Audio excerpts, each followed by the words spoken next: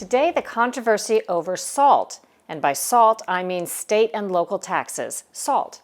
Right now, there's an epic battle going on between the federal government and states like California, New York, and New Jersey. It centers on whether taxpayers in those states should get a bigger break on their federal taxes because they pay so much in state and local taxes. On December 22, 2017, President Trump signed into law the Tax Cuts and Jobs Act to simplify tax filings for millions and give most Americans a tax cut. But there's one part of the law that's pitting high-tax states against the federal government. The part that slapped a limit on how much in state and local taxes, known as SALT, Americans can deduct from their income. Nowhere is the fight over high state and local taxes more heated than here in California. The state sales tax is 7.25%. The state income tax tops 13%.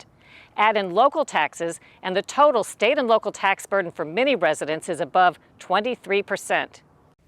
Before the limit on SALT deductions, a wage earner making $100,000 a year could subtract what he'd paid in state and local taxes, say $23,000 in a high-tax state, and pay federal taxes only on what's left, $77,000. Now the same person can only deduct $10,000 and owes federal taxes on $90,000 of income. In other words, his total federal tax bill may be several $1,000s more. It makes sense for California State Senator John Moorlach, a Republican, to explain a little more. He trained as a certified public accountant. So when you remove the ability to deduct state and local taxes up to just $10,000, that has a pretty big significant consequence on your federal income tax returns. But that is the joys of living in a high tax state.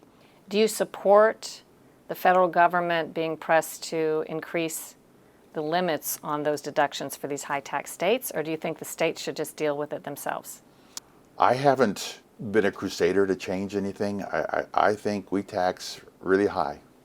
California has the highest personal income tax rates, it has the highest gas tax rates, it has the highest sales tax rate, and we've got another tax measure on the ballot trying to raise our taxes again.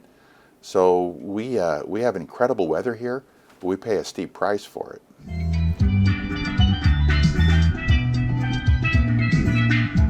But many Californians are not so agnostic on the SALT debate. Can you explain to people who don't live in a high-tax state how much the taxes are in California? Oh, they're incredible. You know, I pay probably in total federal and state taxes together probably more than 50% of my income. John Yu is a visiting scholar at the free enterprise think tank American Enterprise Institute. A California resident, he pays more in federal taxes now that the SALT deduction is capped, but he says that's how it should be. What the SALT deduction did, and I don't agree with it, but what it did is that it muted the effects of living in a high tax state. So if I lived in California or you lived in New York City, you pay really high taxes, but because of that deduction, it didn't feel so bad. You know, effectively, you got a 1/3 off your taxes. It's as if you said, to your kids, here's a credit card for everybody.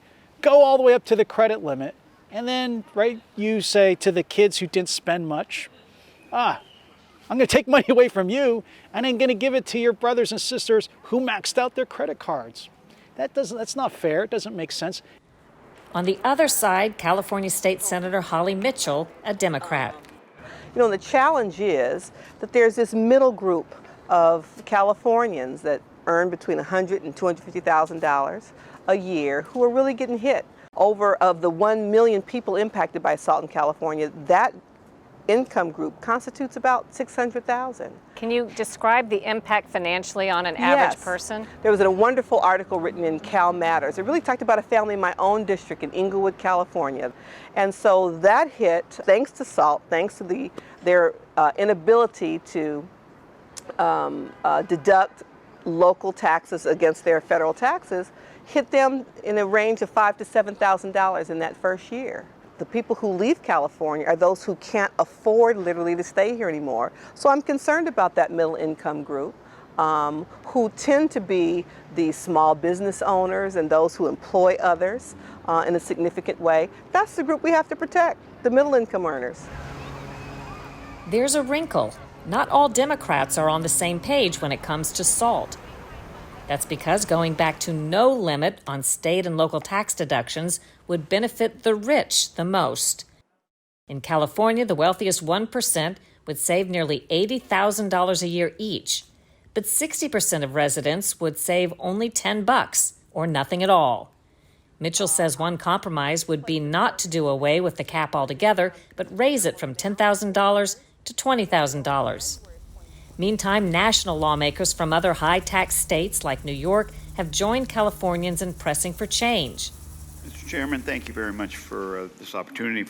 Congressman Tom Suozzi, a New York Democrat, sparred with Treasury Secretary Steve Mnuchin at a hearing last March. Mr. Secretary, are you aware that many people are leaving New York State and other states because of the high taxes that they pay in those states that are no longer deductible at the federal level?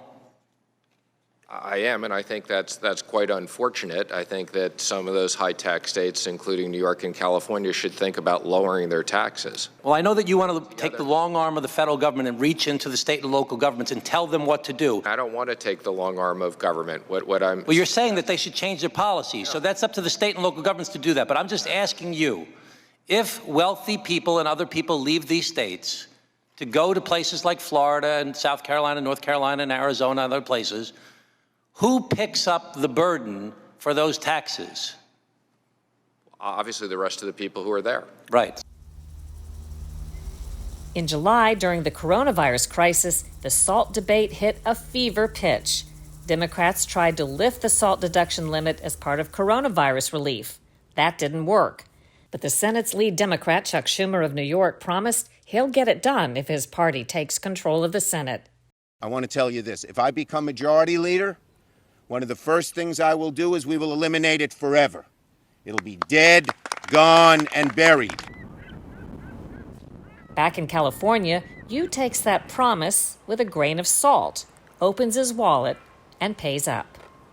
You know, me and my neighbors, we voted for the governor. We voted for this assembly and this state senate.